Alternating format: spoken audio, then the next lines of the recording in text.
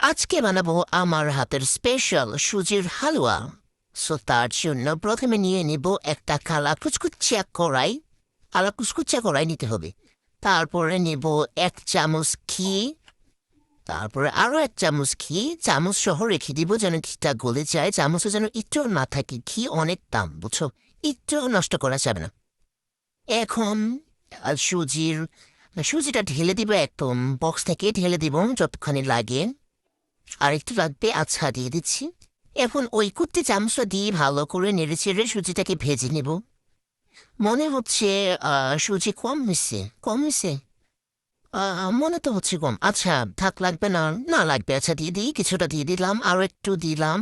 আচ্ছা আর একটু, আচ্ছা হয়েছে, আর লাগবে না, থাক পাতে। এখন আমি এটাকে সুন্দর করে ভালো করে মিশাই নেব। মিশাচ্ছি যতক্ষণ না সুন্দর একটা ঘ্রাণ আসবে ততক্ষণ মিশাতে হবে। মিশাতে মিশাতে হাতটা পুরো যেতে পারে, কিন্তু সুজি পোড়া যাবে না, বুঝছো, যেহেতু ছোট চামচ দিয়ে নাড়াচ্ছি তো হাতটা পুড়তেও পারে। আচ্ছা এখন নাড়তে নাড়তে নাড়তে নাড়তে হাত যখন ব্যথা হয়ে যাবে তখন আমি আর মধ্যে 1 কাপ পানি দিব। কিন্তু পানি দেওয়ার সময় তো এখন আসেনি, এখন মারতেছি। আল্লাহ, এত কেন মারতেছি? আরে শালা পুড়া যাবে তো, ধরো। আচ্ছা, নাড়তেই থাকবো। আমি যেভাবে নাড়তেছি সেভাবে নাড়তে থাকবো, বুঝছো, তাহলে মজা হবে, আমার মতো মজা হবে, বুঝছো।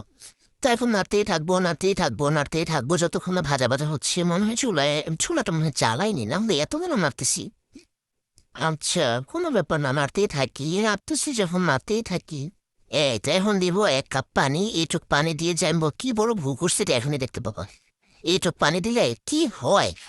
তারপর আরো একটু পানি দিছি, এখন এটা কি নাড়াই চাড়াই নিল। সুজির মধ্যে প্রথমে কম পানি দেওয়া তো এটা দলা দলা পাকাই গেছে, কেমন বিরক্ত লাগে।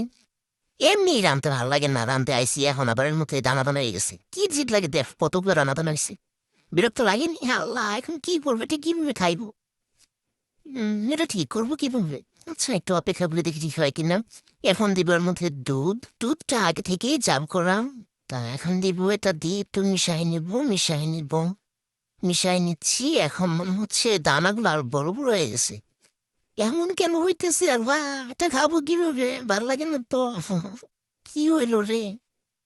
আচ্ছা দেখি ঠিক হয় কি না, আস্তে আস্তে আল্লাহর নাম নিয়ে করতে থাকি। এই চামচটা ছোট হয়ে গেছে, এখন তো বড় চামচ নিছি, এটা দিয়ে ডইলা লাইব একদম।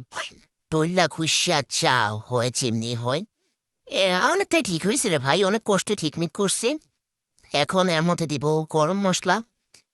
গরম মশলা ছিল, গরম মশলা এর মধ্যে আছে এলাচ, দারচিনি আর লং। এলাচের মাথাটা এভাবে ফাটাই দিতে হবে। তারপরে এগুলাকে দিয়ে ভালো করে মিশাই নিচ্ছি। তা দেখতে এখন অনেকটাই ভালো লাগতেছে। প্রথমে যা হয়েছিল ভাই, আমার তো কলিজায় পানি ছিল না, এখন অনেকটাই ঠিক হয়ে গেছে। দেখতেছি কোনো দানা আছে কি না, তারপর আছে সামান্য দানা, ওইটা আমি এই চামচ দিয়ে ঘুরতে ঘুরতে নেড়ে ফেলতেছি। এই যে এরকম একটু একটু দানা আছে, ওইটা আমি ভেঙে ফেলতেছি। এখন এর মধ্যে একটু লবণ দেবো, মালাই খেতে থাকতে আলাদা না।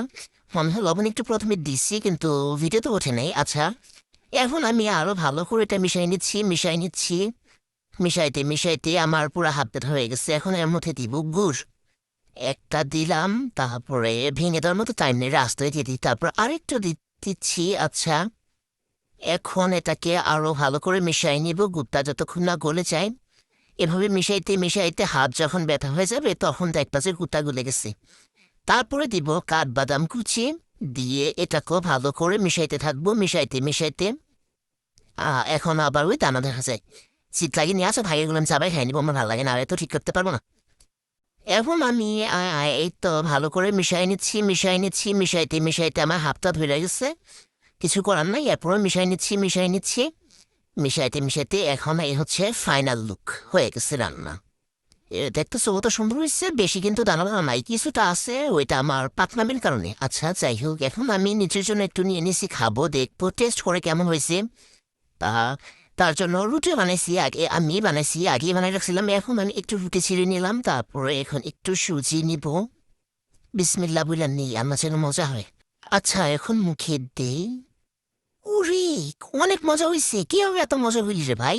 এত ঘাওড়ামি পানা কইরা কেমনে মজা হইলে বুঝতেছি না তো। সেই স্বাদ।